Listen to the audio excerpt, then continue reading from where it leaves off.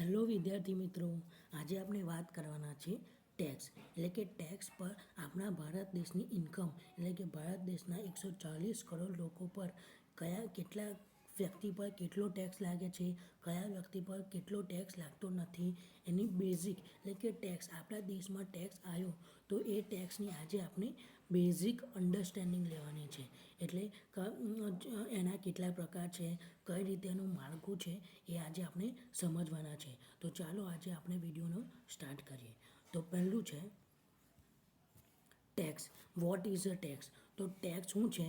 Tax is અ એક minute tax શું છે? તો tax is the most important source of the revenue of the government is a tax. એટલે કે જે ગવર્મેન્ટ આપણને સેવાઓ પૂરી પાડે છે, જેમ કે વોટર પૂરું પાડે છે, પછી ઇલેક્ટ્રિસિટી પૂરી પાડે છે, રોડ રસ્તા પૂરા પાડે છે, એના પર જે આપણે ટોલ ટેક્સ લે છે. ધારો કે રોડ છે તો રોડ પર આપણને ખબર છે કે સરકાર ટેક્સ લે છે એટલે કે ટોલ ટેક્સ, તો તેને ટેક્સ કહેવામાં આવે છે. તો એ ટેક્સ એ ગવર્મેન્ટનું important source of the revenue એટલે ગવર્મેન્ટની જે મોટા ભાગની ઇન્કમ થાય છે એ એના ટેક્સ પરથી થાય છે. ખબર પડી જાય? યસ. અને જો tax is a compulsory charge of the fees imposed by the government on individual or corporation. એટલે ટેક્સ જે પણ વ્યક્તિની ઇન્કમ બેઝિક એક્ઝમ્પશન લિમિટની ઉપર જતી રહે તો એના પર એ ઇન્ડિવિજ્યુઅલ પર ગવર્મેન્ટ ટેક્સ ચાર્જીસ કરે જ છે. ખબર પડી જાય? અને એના માટે અમુક સ્પેસિફિક રેટ હોય છે, એના ઉપર ગવર્મેન્ટ ટેક્સ ચાર્જીસ કરે છે. હવે આપણે જોઈએ કે આ ટેક્સનું માળખું કઈ રીતે છે.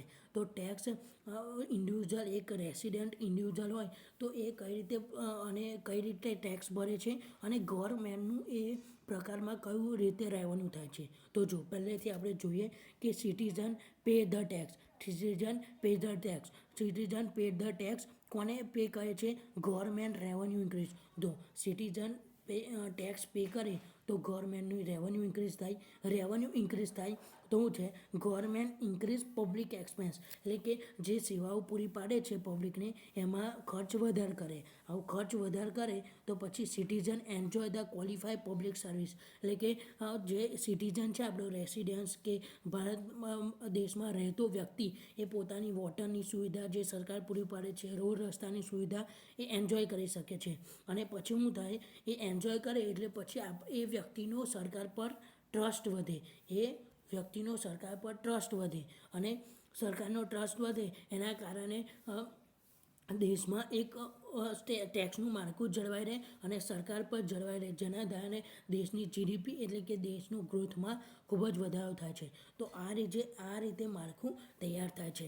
સિટીઝન પહેલાં ટેક્સ પે કરે છે, એના કારણે ગવર્મેન્ટનું રેવન્યુ ઇન્ક્રીઝ થાય. રેવન્યુ ઇન્ક્રીઝ થાય એટલે ગવર્મેન્ટ એક્સપેન્ડિચર વધારે એટલે શું થાય? એક્સપેન્ડિચર વધારે એટલે જે સિટીઝન હોય છે એ પોતાનો જે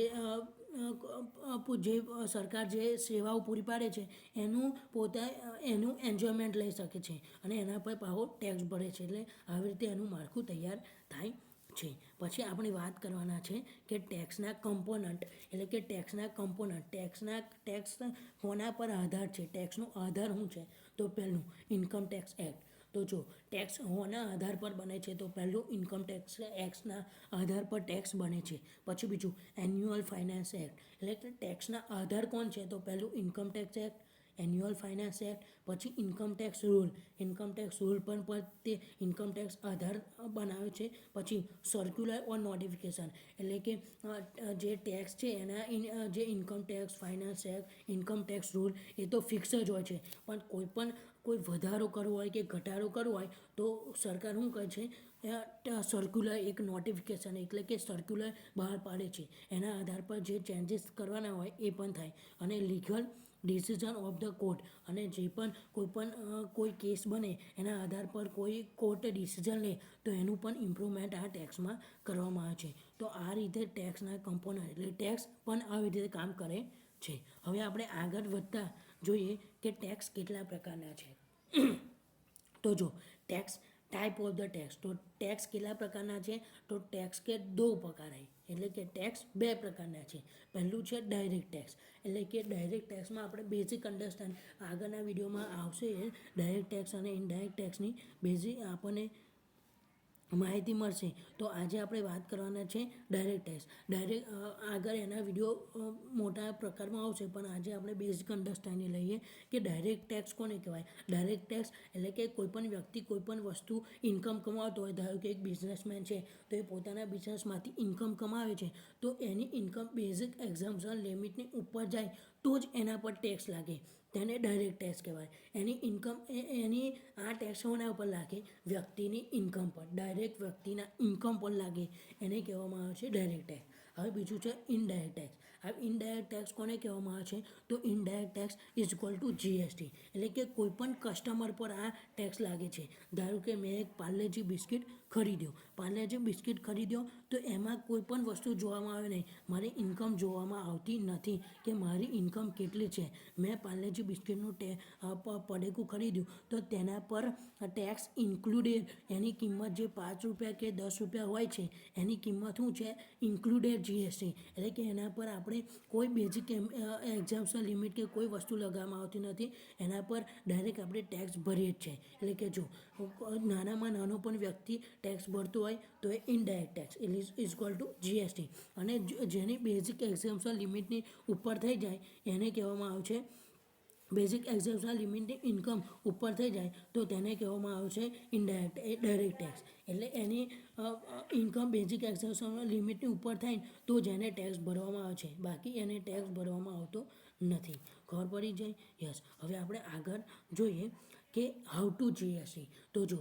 આપણે બે પ્રકાર જોયા પહેલું જોયું હું જોયું ડાયરેક્ટ ટેક્સના સ્લેબ રેટ પર એના ટેક્સ લાગવામાં આવે છે એ સ્લેબ રેટની આપણે આગલા વિડીયોમાં વાત કરીશું હવે બીજું જીએસટી એટલે કે ઇનડાયરેક્ટ ટેક્સ તો ઇનડાયરેક્ટ ટેક્સ કઈ રીતે લગાવવામાં આવે છે એની આપણે વાત કરીએ ચલો ઇનડાયરેક્ટ ટેક્સ કઈ રીતે લગાવવામાં આવે છે તો જો પહેલું ધારો કે એક મેં ટી શર્ટ ખરીદી તો ટી શર્ટ પર જો પહેલો જે ટી શર્ટ પર જે મેન્યુફેક્ચર હોય એની કિંમત કેટલી 100 રૂપિયા એની ટી શર્ટની કિંમત એને લગાવી પછી એના પર આપણે ટેક્સ લાગ્યો ટેક્સ કેટલા લાગ્યો આપણે 10% ટેક્સ લાગ્યો એટલે એની કિંમત ડિસ્ટ્રીબ્યુટર જો પહેલાં મેન્યુફેક્ચર હોય એના પર પછી ડિસ્ટ્રીબ્યુટરને વેચે ત્યારે એના પર ટેક્સ લગાવે ટેક્સ કેટલો એટલે એની કિંમત 100 હતી અને પછી એની કિંમત 115 તો 115 રૂપિયા શું થઈ ગયું ટેક્સ થઈ ગયું આ જે ડિસ્ટ્રીબ્યુટર છે એ રિટેલર એટલે કે જ્યાં આપણે એકદમ નાનો કસ્ટમર જ્યાં જઈને વસ્તુ ખરીદે આપણે કરાયાની દુકાન હોય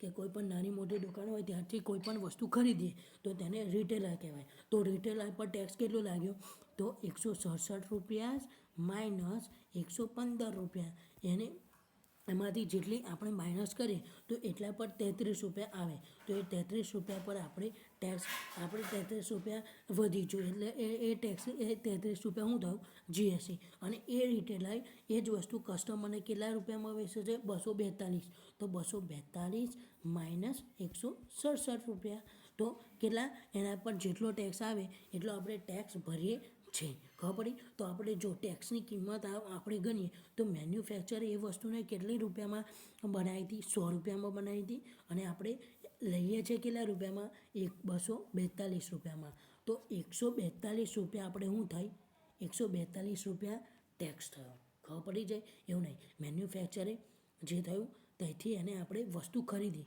અને મેન્યુફેક્ચરે વસ્તુ 100 રૂપિયામાં બનાવી હતી આપણને મળી 242 તો 142 રૂપિયા ટોટલ ટેક્સ થયો ઉપરથી નીચે આવતા સુધી 142 રૂપિયા ટેક્સ થયો તો ખબર પડી જાય આજના ક્લાસમાં આપણે શું સમજ્યા ટેક્સનું બેઝિક અન્ડરસ્ટેન્ડિંગ સમજ્યા ટેક્સના કેટલા પ્રકાર છે જીએસટી કેવી રીતે લાગે છે ઇન્કમ ટેક્સની વાત આપણે આગળના લેક્ચરમાં કરીશું તો જો વિડીયો આપણને ગમ્યો હોય તો ચેનલને સબસ્ક્રાઈબ અને વિડીયોને લાઈક કરવાનું ભૂલતા નહીં તો ચલો આપણે મળીએ આવતા વિડીયોમાં જય હિન્દ